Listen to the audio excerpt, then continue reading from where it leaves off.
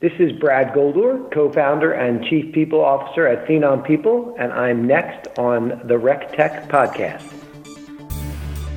Welcome to RecTech, the podcast where recruiting and technology intersect. Each month, you'll hear from vendors shaping the recruiting world, along with recruiters who'll tell you how they use technology to hire talent. Now, here's your host, the mad scientist of online recruiting, Chris Russell. That's right. It's time for RecTech, the only podcast that helps employers and recruiters connect with more candidates through technology-inspired conversations. Today's show is a vendor edition. But first, the RecTech podcast is sponsored, as always, by friends at HireTool, the recruiter's best friend. HireTool's AI engine is a personal sourcing assistant that works for you 24/7. You can conduct email marketing campaigns, source candidates automatically, and much more through the new version 3 interface. So if you want to source more candidates, check out HireTool. Find them on the web at hiretool.com. That's HireTual.com. All right, let's get to our guest. As the Chief People Officer at Pennsylvania-based Phenom People, Brad Goldoor manages the talent acquisition team and talent development functions, including interviewing, onboarding, and employee engagement. Before that, he spent several years as their VP of Business Development. Phenom has recently secured $22 million in Series B funding from investors such as Axa Venture Partners. But today he's on RecTech. Brad, welcome to the show. It's great to have you. Thank you. So I'm curious. I want to start the conversation by asking you about your transition from biz dev into talent acquisition. Not a typical career path, but what's that been like so far for you? Absolutely. So, everybody in an organization, in my opinion, is always selling. They're always selling something, whether that's internally or externally. Yep. And so I took the skill set of selling our product to our customers and started using that skill set to sell the company to potential candidates and, selling all the benefits and our growth trajectory and our innovation and everything that's unique about our company and our culture, and putting those sales skills to the test on, again, selling the opportunity and selling the company to those potential candidates. Yeah, I like it. It's recruiting is sales and marketing, as they say. So what did you learn from working in biz dev that really serves you well in your recruiting role now, would you say? Sure. So it's all about people, as I had said earlier, and it's being able to read those people and, being that chameleon in changing as necessary to the different personalities and making sure you're catering to those different personality types and changing your pitch accordingly. Mm-hmm. And so that's been a natural transition to move that over to recruiting. Gotcha. And just set the stage for us. How big is Phenom People in terms of employee base, and what's the size of your TA team there? Yeah, we're 350 global employees, and we have a global team of 7. 7, okay. This wasn't on my original list, but besides your own software, Brad, what tools do you guys have in-house for sourcing or using in other parts of the recruiting process? Can you name a few for us? Sure. We do use Glassdoor. We use Comparably. We, of course, use LinkedIn as a sourcing tool. And as you had mentioned, of course, our own tool. Do you guys do a lot of sourcing internally overall? Is that a big we do function? Do a lot. Yeah, we do a decent amount of sourcing. With we've been able to leverage a lot of our news and press and use that as a tool to attract talent. And so by promoting a lot of the awards we win, we find that's a very effective sourcing tool as well. Yeah, I do see a lot of your press releases out there in the ecosystem. So that's interesting. So press releases work, I guess, right? Absolutely. We have a very large depth of content for a company of our size and stage. Yep. And we've been able to use and leverage that, working closely with marketing. Recruitment is marketing, in my opinion. And so leveraging all those marketing efforts and all those awards that our marketing team has helped us win at this point has been a really effective tool in drawing that. People are attracted, right, to good news and growth and big things happening, and so we've been able to leverage that very nicely. Yeah. Just curious, do you use one platform for the press releases in terms of publishing them, or what do you use for that? As far as the press releases, we do use a PR firm to push them out. Mm-hmm. And so we rely on them to get that out into the appropriate media outlets. Gotcha. So I was reading some of your your site and some of the releases before the call. You guys describe yourselves as talent relationship management, TRM. Is that a way to kind of differentiate yourself in the market from your competitors, which kind of call themselves, everybody's using the term CRM these days, or candidate relationship marketing? But tell me more about that phrase, that acronym that you're trying to define for yourself. Sure. So yes, it is we're bringing a unique and differentiated, innovative product to market. And we are also choosing a different name along those lines. And it is actually talent relationship marketing.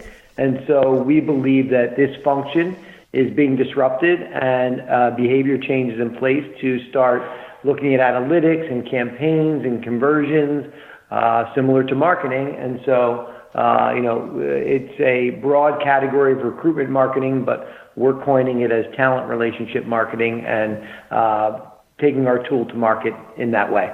Okay. So tell me more about how the Phenom platform helps employers become better marketers of their jobs.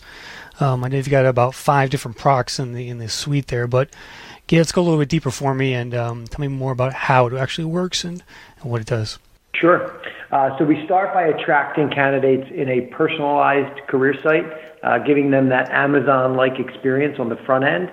And as a result, we find that candidates are willing to stay longer, share more data, and have a more engaging experience. As a result of that, we're able to collect more data and make that data meaningful on the back end for recruiters and hiring managers. And so then we leverage that into an analytics tool so they can start to look at source attribution, time of stay, digging into those analytics and making some data-driven decisions based off of what they're seeing in those analytics. Mm-hmm. We then move over to the CRM module of it, which allows you to push out proactive nurturing campaigns and target passive talent, somebody who may have come and visited the site, shared, used their LinkedIn profile for some personalized recommendations.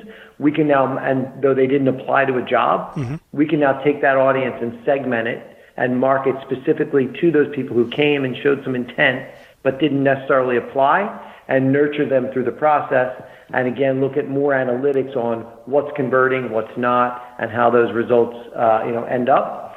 And so, and then the last piece to the platform, we take that internally to an internal mobility module where we're hosting an internal-only career site and enabling and allowing employee referrals to be done from that part of the platform. Going back to the career site for a second, and the Amazon experience around the apply process, do you kind of have more of a one-click apply or easy way to apply to a job these days? It's kind of a big candidate experience problem out there, but how do you guys handle it? Yes. So Microsoft is actually one of our customers, and they actually offer, I think, 6 easy ways to apply, from using your Microsoft login, your LinkedIn profile, various other social feeds, and anything that you might have set up for a Microsoft account at any time. And so those are one way that we enable the easier apply, mm-hmm. but it's really personalizing the content to the person's experience, just like, we use machine learning. So every visit and every click, every piece of content that you consume, we further personalize that experience so that it's the most relevant to them. Yeah. Give me an example of that personalization, if you could. Sure. Yep. Great question. So if you're clicking on and looking at sales or biz dev jobs, I should see a video of a day in the life. I should see a message from the chief sales officer. I should see other jobs that are related to sales or biz dev that I might want to also look at. Any blog posts, employee testimonials, right? All that content that's relevant to what I'm actually searching for and looking at that time is served up in that personalized format. Right. Okay. On the pipeline side, you talk about nurturing a bit. Tell me more about how that works. And it sounds like you really need kind of a marketing person to really run this thing is on the back end, right? In terms of the administration of all this. I wonder if you could touch on that briefly too. Sure. So, you're starting to see new job titles pop up in recruiting departments, whether it's employer branding or recruitment marketing, and so those types of people, and they are coming from marketing backgrounds. Mm-hmm. And so our tool is very user friendly, and we can train and enable and teach a new skill set to existing recruiters and talent acquisition leaders, with a very simple, user interface on the back end. Setting up campaigns is really, we make it very turnkey and simple for them to execute. But we are seeing a mix, like I said, of people with marketing backgrounds getting into those roles with new titles, as well as existing people, and we're training them and giving them, again, new skill sets to stay relevant in the market. And so that's some of the benefits of the nurturing tool in the back end. And what is I know there's that piece in there for AI. Everyone's got that, right? But tell me more about what's involved with that. Is it true AI? Yes. So artificial intelligence, we have live examples of that on some of our customer sites today. One good visual example to illustrate that is our job recommendations. So if you're looking at one job and we're going to suggest 5 or 7 other jobs that are relevant to that, most people do that either keyword or location based. And while those are 2 of the data points that we'll use in our analysis, we're actually recreating the human behavior we know that every 1,000 job seekers looking at this job are most inclined to look at these 5 or 7 jobs on the right-hand side. And because of that, we get a higher pull-through and click-through rate on those jobs because it's based off of that artificial intelligence or recreating that human behavior. And so it becomes even more personalized and relevant. And so that's the best illustrative example I have of our AI where you can actually see it in action. Yeah, you mentioned the conversion rate there. A typical employer website today, I think, is around, between 7 and 10%, depending on who you ask. What are you guys seeing as far as conversion rates go on some of your job listings with some of your clients? We're almost double those numbers. Double. Excellent. That's good to hear. Brad, what's the basic price point of the Phenom product? Can you give us some idea of what it costs? Yeah, so on the low end, it starts at about $50,000, and it can go up into the hundreds of thousands, even to more figures than that, depending on the size of the company and the customer. And but it starts at $50,000 on the low end and goes into the high to mid 6 figures. All right. Let me take a quick break, listeners, so I can tell you about our other sponsors today, which is RoboRecruiter and their recruiting chatbot technology. RoboRecruiter's job vet campaigns help recruiters vet and select candidates for particular roles. They make it easy to quickly build conversations that are both personalized and engaging. So start prioritizing your candidates within minutes. Go to roborecruiter.ai and tell them you heard it on RecTech. You mentioned Microsoft before, Brad. What are some other examples of career sites you power today that listeners could go to? Could you write off a couple of maybe URLs for us? Sure, gladly. Whole Foods, Southwest, Deloitte, General Motors. Those are some of the good ones that are out there for people that you could take a look at and see the Phenom experience that we're deploying on career sites. Awesome. Definitely check that out. Did you guys just do Procter & Gamble's site too, or is that someone else? No, that was not us. Oh, sorry. I've seen a few releases about career sites in the news, and I know you guys have done some of those. Must have been a different vendor. All right. Brad, thoughts about the onboarding and employee experience at Phenom? I mean, tell me more about your philosophy there in terms of onboarding, and are you guys doing anything to kind of make that employee experience better even after they start? We sure are. This is definitely a hot topic for me right now personally. And so one of our internal mantras at Phenom People is not normal. And we tend to do things that are, in line with that. And so on people's first day, we set them up with a buddy, an agenda. Their computer is up and running and ready to go with their email already entered in. Mm-hmm. And we have a day one agenda, a week one agenda. We have a buddy for them when they come in. And we have their backpack and other swag items ready to go. And so they've already completed their paperwork online. We use Zenefits as an onboarding tool. So a lot of companies I know use that first day to actually do that paperwork. That's already done. We take them into a room for about an hour and a half and go through a deck to explain the company's history. And I do that myself. I'm one of the co-founders and I'm our chief people officer. So having time with me and talking about how we originally started the company and the history, people tend to find very engaging. It's interactive. They ask questions and get a good amount of time sitting there with me. And then really the most unique thing that we do in the onboarding experience is before they start, we actually reach out to one of their loved ones or friends and ask them to submit a video wishing them good luck on their first day. And we play that video for them, individually. And so the response has been from tears of joy to smiles that their cheeks hurt. And so we've had dogs, we've had neighbors, we've had kids, and we actually had one employee. It was a 2.5-minute video with 12 people from around the world. He had in-laws in India. He had friends in different countries, and literally they went through 20. His wife laid music to the background, and so it's been such a. It's literally the favorite part of my job right now is getting to play those videos on the first day. Wow. People are blown away when they see the effort that we did, and from a company standpoint, it doesn't cost us anything, Mm-hmm. and so in the next natural question that I get asked with this is, well, how do you get that individual's, friend or family member's contact information? And so in the onboarding in Zenefits, they actually have to put an emergency contact in. And so, they put emergency contact in, usually with a cell phone number, and I text them, and then the spouse or the friend, whoever it is, they're so impressed by what we're doing for the employee. And so sometimes they ask actually about working here by going through that experience. Yeah. And so it's been really a unique, rewarding, and really a fun thing to do.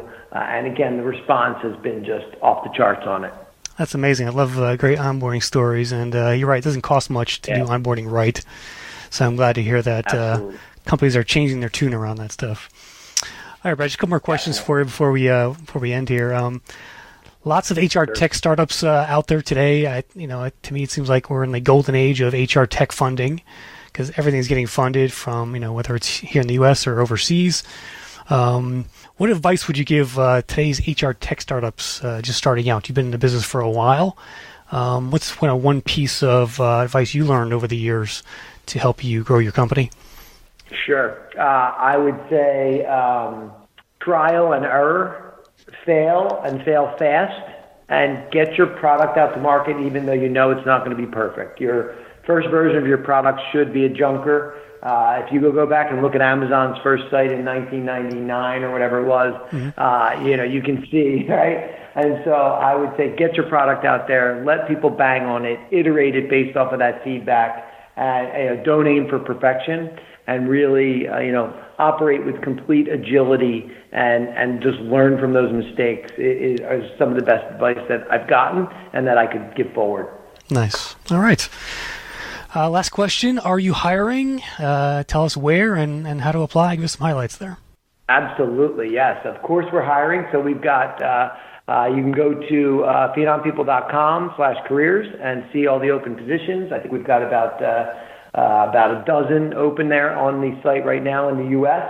And so we're looking for sales and account management specifically, entry-level sales, enterprise sales, account management are some of the ones off the top of my head. I know that we're aggressively in product also, putting some of that Series B money to use and filling those roles. And again, you can see all the open positions on our career site, which of course we deploy on our own platform and product as well. Awesome.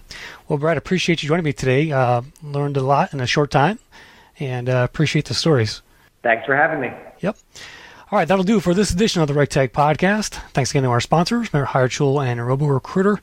Don't forget you can subscribe to this show via iTunes, Google Play, SoundCloud, and Stitcher Radio. Thanks for listening, everyone, and remember, always be recruiting. Another episode of RecTech is in the books. Follow Chris on Twitter at Chris Russell or visit rectechmedia.com, where you can find the audio and links for this show on our blog.